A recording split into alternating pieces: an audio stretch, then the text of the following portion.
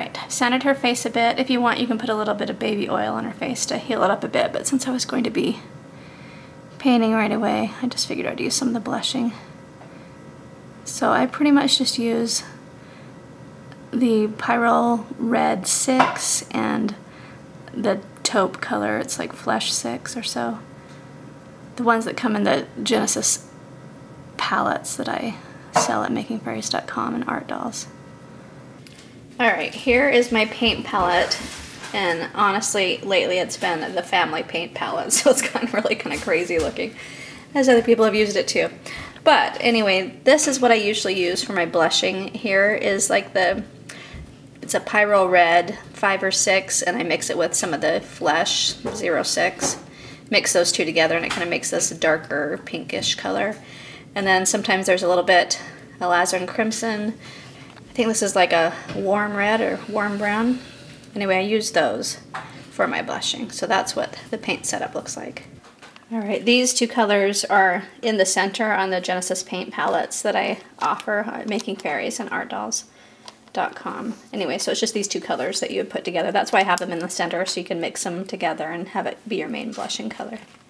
These paints will last you forever. All these colors are extremely concentrated, and you usually use a bunch of the clear gel with it too, so you have a bunch of washes.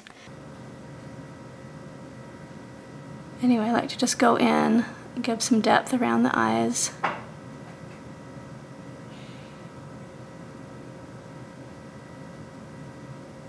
On the cheeks a bit. I'm trying to use up my paint that's on here before I go in and smooth those eyes out a bit.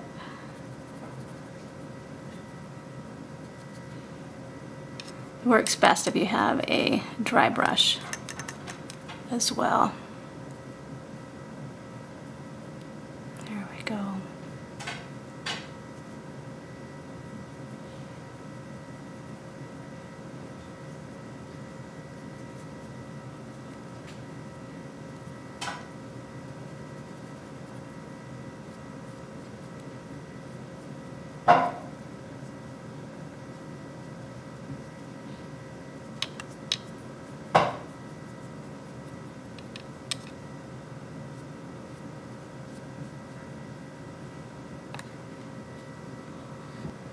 Alright, so there it is more. We also do it in the ears, just to give them more of a reddish color.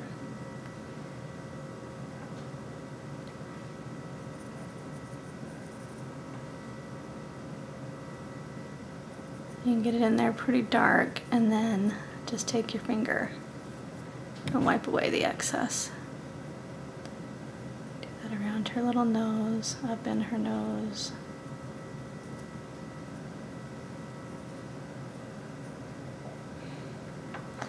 And then her lips especially. And at first I just give them the same blushing color.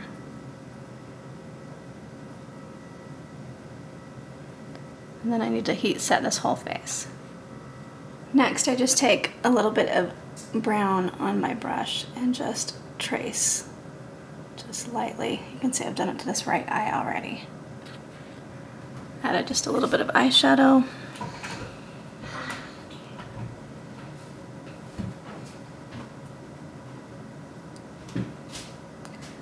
First run through, I'm just seeing if I'm going to like this size and shape of brow. That's pretty cute. Repeat for the other side. Sometimes it helps to turn her upside down and then go across this way. Alright, so I finished her eyebrows, and then I just did a line right here for the crease, and then I just added a little bit of eyelash just with my paintbrush, just real lightly, and then I've darkened her lips just a little bit. And now what I want to do is put a bit of a highlight color down on the bottom here, which is a very light pink.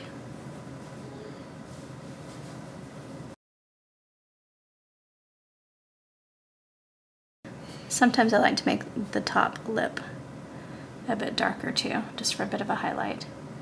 And that face is about done. She might need a little bit more blush on her cheeks and forehead, but other than that, she's about done there. Here's a tip for you. I didn't like how her lips turned out. They're just too chalky looking, and so I'm just dipping a Q-tip in a little container of nail polish that is the pure acetone kind, because acetone will remove Genesis paints.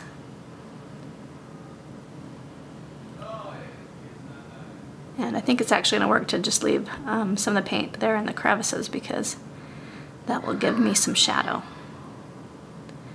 But I wanted to do a lighter kind. Anyway, that's how you remove the paint. Oh my goodness, I just love her little face. She's just so sweet. Anyway, I'm just taking some really, really watered down, well, not watered down, but with the glaze. So it's just a nice light wash. And then I'll be heat setting in between layers. You can also go around the edges if you want to do kind of a lip liner look too on them. Alright, that's more what I wanted. I went ahead and added just a tiny bit of gold Genesis paint right on that lid, and a tiny bit of the gold as a wash on her lips too. That's super cute, I like that.